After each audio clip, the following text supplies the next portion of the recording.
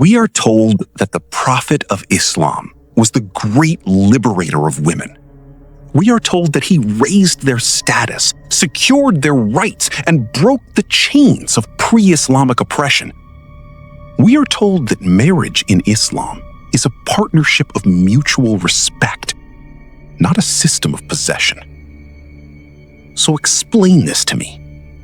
How does a man's jealous control over his wives extend beyond his own grave?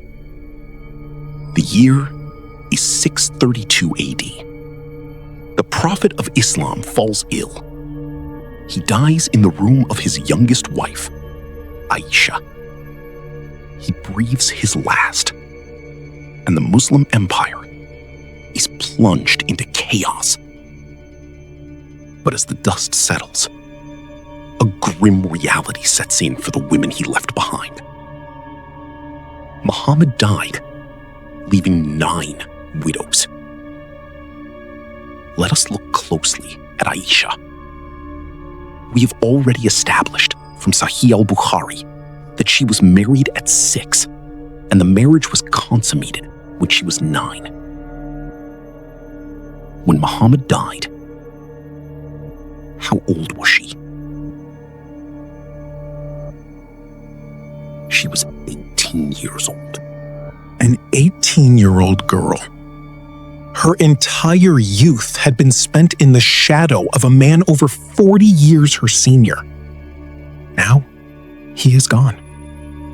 In any normal society, in any compassionate system of law, a young widow mourns her husband, and then, eventually, she rebuilds her life.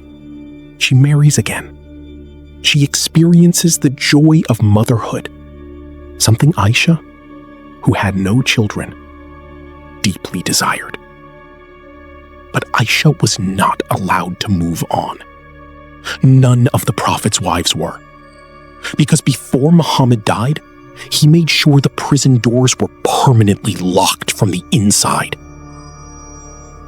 According to the classical exegetes, like Ibn Kathir and al-Qurtubi, a companion of the Prophet, often identified as Talha ibn Ubaidullah, who was Aisha's cousin, once casually remarked that if the Prophet were to die, he would marry Aisha. When this reached the ears of Muhammad, he was furious. The mere thought of another man touching his teenage wife after his death was intolerable to his pride. And so, as it always did whenever the Prophet's ego or desires were challenged, the heavens immediately parted. A revelation descended to secure his absolute, eternal possession of these women.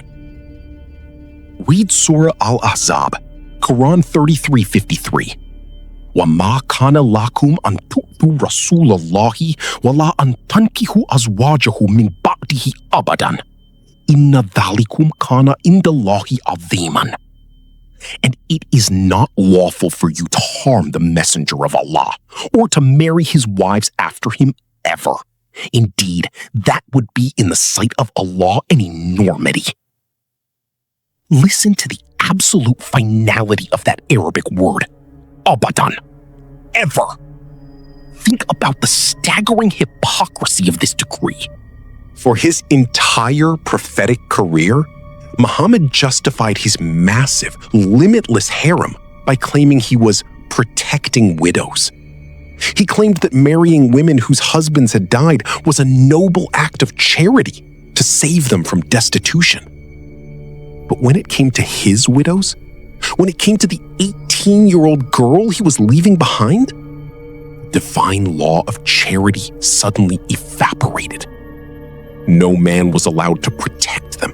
No man was allowed to give them a new family. They were declared Ummahat al-Mu'mineen, the mothers of the believers. Purely psychological title used to enforce a lifelong sentence of forced celibacy and isolation. Aisha lived for over 40 years after the Prophet's death. 4 decades. She watched other women marry. She watched other women hold their babies.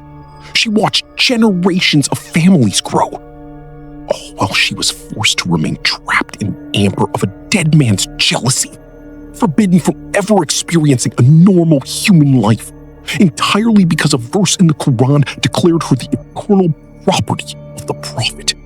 And to make matters worse, they were left financially crippled. When Muhammad died, his wives expected to inherit his property to sustain themselves, but his successor, Abu Bakr, blocked them. He cited a hadith found in Sahih al-Bukhari 3093, where Muhammad allegedly said, "Our property is not inherited. Whatever we leave is charity." So the wives of the Prophet were left in absolute limbo, forbidden to remarry, denied their legal inheritance, confined to their quarters, dependent on the political stipends of the new rulers. We are told to look at this man as the perfect moral standard. We are told to look at his household as the pinnacle of divine love and wisdom. I ask you to take a step back and look at the entire picture we have painted today. A man who bypassed the four-wife limit with customized divine decrees. A man who took a child from her swing to his bed. A man who abolished the adoption laws of an entire civilization just to marry his daughter-in-law. A man who slaughtered a tribe and took a traumatized 17-year-old to his tent on the same night.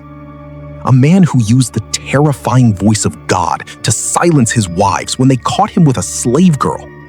And a man who, in his final act of supreme control, denied his 18-year-old widow the right to ever be touched by another man, condemning her to a lifetime of barren solitude. Does this read like the biography of a selfless, ascetic messenger of the divine? Or does it read like the blueprint of a man who masterfully weaponized the concept of God to secure absolute, unquestionable dominion over the wealth, the minds, and the bodies of the people around him? If a cult leader today lived like this, if he manipulated the law, monopolized the women, violently removed his rivals, and ordered his followers never to touch his wives after he died, you would not call him a prophet. You would call him exactly what he is. So why does the addition of ancient desert sand and 14 centuries of time suddenly transform undeniable exploitation into perfect holiness? Truth does not fear questions. Only a lie requires a shield of blasphemy laws and death penalties to survive.